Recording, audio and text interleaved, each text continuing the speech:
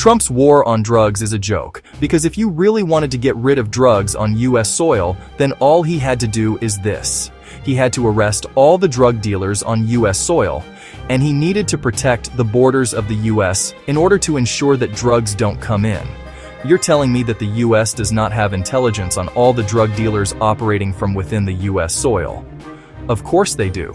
They can arrest them just like that and end all drug problems on US soil. And you're also telling me that the US can't protect their borders from drugs coming in?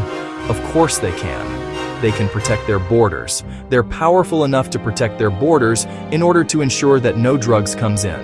And they also have the intelligence and the means to arrest all the drug dealers on US soil. That's all you need to do in order for drugs to stop within the US.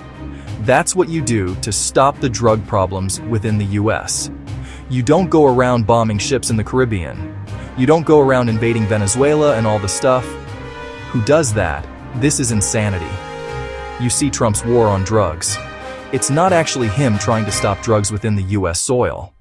Because if he really wanted to stop drugs within the US, he would do the things that I mentioned earlier. He's just using the excuse of his war on drugs just to have an excuse to invade the countries in the South. Like, for example, Venezuela. That is exactly what's happening. He is just using the excuse of fighting drugs and criminals. He's just using that excuse to go and invade countries in the South, such as Venezuela. It's not about protecting the US from drugs and criminals. It's about using the excuse of going after drugs and criminals in order to invade and wage wars on other countries, specifically on the south of the US.